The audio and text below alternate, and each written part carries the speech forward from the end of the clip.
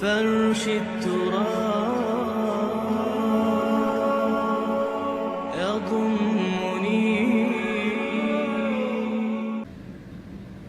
وَإِذْ قَالَ لُقْمَانُ لِابْنِهِ وَهُوَ يَعِظُهُ يَا بُنَيَّ لَا تُشْرِكْ بِاللَّهِ. ذرا یاد کرو جب کہ کہا تھا لقمان نے اپنے بیٹے سے، اور وہ اسے واعظ کہہ رہے تھے، نصیحت کر رہے تھے. عام طور پر یہی خیال ہے کہ یہ انتقال کے وقت کی نصیحت اور وصیت تھی. اب ظاہر بات ہے کہ انسان اپنے انتقال کے وقت اپنے بیٹے کو وہی باتیں بتائے گا جو اہم ترین ہے اس کے نزدیک، اس کی زندگی کا حاصل ہے. دولت مند شخص اپنے دولت کا حساب بتائے گا، کہاں کہاں کس کس شکل میں ہے. حکیم انسان کے لیے اس کی حکمت ہی اس کا اصل خزانہ ہے، دولت ہے. تو اس حکمت کا خلاصہ اور لب لباب ہے جو حضرت لقمان منتقل کر رہے ہیں اپنے بیٹے کو. اسی کو اقبال نے کہا تھا کہ یہی ہے متاع فقیر، میرے قافلے میں لٹا دے اسے، لٹا دے ٹھکانے لگا دے اسے.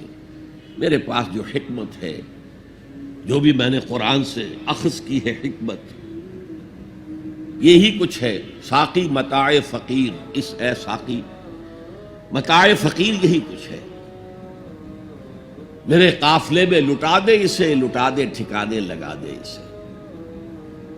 اب حضرت لقمان کیا کہہ رہے ہیں؟ پہلی وصیت، پہلی نصیحت، اللہ کے ساتھ شرک نہ کرنا. یہ بھی عقل کا تقاضا ہے. یہ پورا نظام کائنات کا اتنا مرکزیت لیے ہوئے ہے، اس کے اجزاء آپس میں اس طرح مربوط ہیں کہ یہاں کنٹرول کسی ایک ہی ہستی کا چل سکتا ہے، دو کا نہیں. دو کا ہوگا لفسدتا، اللہ کے سوا بھی کوئی الہ ہوتا تو کائنات میں فساد ہو جاتا. ایک کی مرضی یہ ہے، دوسرے کی یہ ہے. قرآن میں یہ بھی آیا ہے کہ پھر ہر جو الہ، ہر خالق اپنی شے لے کے علیحدہ ہو جائے گا. ایک ہستی ہے جو اس کائنات کو کنٹرول کر رہی ہے، ایک ذہن ہے جو اس کائنات میں کار فرما ہے، ایک حکمت ہے جو اس پوری کریشن کی پشت پر ہے. ایک قل هو اللہ احد. اب اس کے بعد پھر حضرت لقمان کی نصیحت. یا بنی انہا ان تک مثقال حبۃ من خردل. اے میرے بچے، انہا اس میں عمل کا معاملہ ہے. عمل سیئہ ہو یا حسنہ ہو، ہا کی ضمیر مؤنث آئی ہے. انہا نیکی ہو یا بدی ہو. انہا ان تکو مثقال حبۃ من خردل، اگر وہ رائی کے دانے کے ہم وزن بھی ہو، پھر وہ نیکی یا بدی. فتکن فی صخرۃ، کسی چٹان کے پیٹ میں گھس کر کیا گیا ہو، او فی السماوات، یا فضاؤں میں کیا گیا ہو، خلاؤں میں کیا گیا ہو، او فی الارض، یا زمین کے پیٹ میں کیا گیا ہو. یات بہ اللہ، اللہ اسے لے آئے گا. کائے کے لیے لے آئے گا؟ جزا و سزا کے لیے لے آئے گا. انسانی اعمال میرے بیٹے یہ جان لو ضائع ہونے والی چیزیں نہیں ہیں. ان کے بدلے نکلیں گے، ان کے نتائج نکلیں گے، ان کے بدلے مل کر رہیں گے. چھوٹی سی چھوٹی چیز بھی، رائی کے دانے کے ہم وزن بھی ہو. مثقال ثقل سے بنا ہے، ثقل کہتے ہیں بوجھ کو. تو اگر وہ رائی کے دانے کے ہم وزن بھی ہوگا تو کہیں نہیں چھپے گا. اسی لیے آیا تھا فَمَنْ يَعْمَلْ مِثْقَالَ ذَرَّةٍ خَيْرًا يَرَهُ وَمَنْ يَعْمَلْ مِثْقَالَ ذَرَّةٍ شَرًّا يَرَهُ. کسی نے اگر ذرے کے ہم وزن نیکی کی ہوگی وہ بھی اپنے سامنے پائے گا، اور ذرے کے ہم وزن کوئی بدی کی ہوگی وہ بھی سامنے پائے گا. ان اللہ لطیف خبیر، یقیناً اللہ تعالی لطیف ہے، باریک بین ہے، اور خبیر ہے، باخبر ہے، ہر شے سے باخبر ہے. لا یخفی علیہ شیء فی الارض ولا فی السماء، کوئی شے اس پر مخفی نہیں ہے، نہ زمین کی نہ آسمانوں کی. تیسری نصیحت، یا بنی اقم الصلاۃ وامر بالمعروف وانہی عن المنکر واصبر علی ما اصابک. اے میرے بچے، نماز قائم رکھ، اب نماز سے مراد کون سی نماز ہے؟ آپ اس سے اپنی نماز نہ سمجھیے. ہم سے پہلے بنی اسرائیل کے اندر کچھ اور نماز کی شکل تھی، ہمیں کچھ اور نماز کی شکل دی گئی ہے، ہمیں نماز کے اوقات اور دیے گئے، ان کے کچھ اور تھے. لیکن کیا شے مشترک ہے؟ اللہ کے ساتھ ایک لو لگانے کی شکل، اللہ کے ساتھ تجدید عہد کرتے رہنا، اللہ تعالی کے ساتھ ایک تعلق قلبی اور ایک ربط ذہنی برقرار رکھنے کا کوئی نظام ہونا چاہیے. وہ ستون مانو اسے، الصلاۃ عماد الدین. تو نماز قائم رکھ، میں نے ترجمہ رکھ کیا ہے، کر نہیں.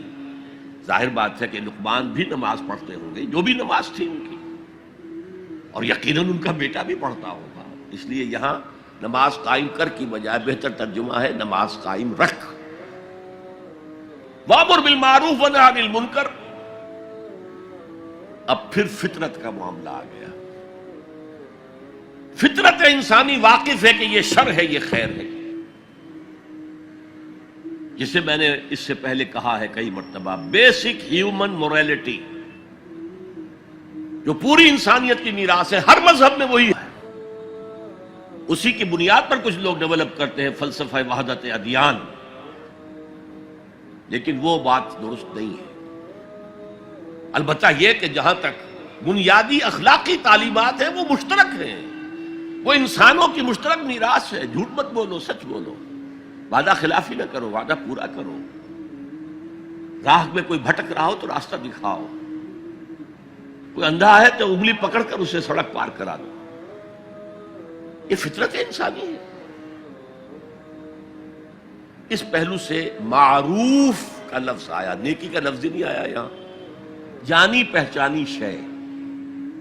اذا ساعت کا سیئتک وحرت کا حسنتک فانت مومن.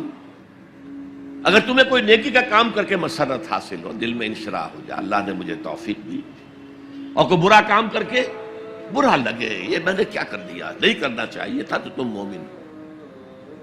تو معروف شے ہے، جانی پہچانی چیز ہے نیکی، اور منکر ہے، فطرت انسانی ابا کرتی ہے برائی سے.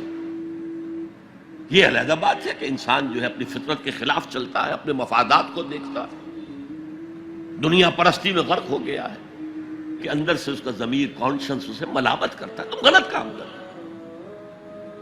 پھر آیا بر میں ہم دیکھ سکے وہ اپنے آپ کو سیٹسفائی کرنے کے لیے کہتا ہے میں فلاں فلاں نیکی کا کام بھی تو کر رہا ہوں، تو اتنا مضطرب کیوں ہے؟ یہ سارا معاملہ معروف منکر. یا بنی اقم الصلاۃ وامر بالمعروف وانہی عن المنکر. اے میرے بچے نماز قائم رکھیو. انتقال کے وقت کی یہ وصیت ہے، اور نیکی کا حکم دیتا رہیے، معروف شے کا پرچار کریے. یہ وہی مضمون آ گیا سورۃ العصر کا، والعصر ان الانسان لفی خسر الا الذین آمنوا وعملوا الصالحات وتواصوا بالحق وتواصوا بالصبر. یا بنی اقم الصلاۃ، یہ عمل صالح.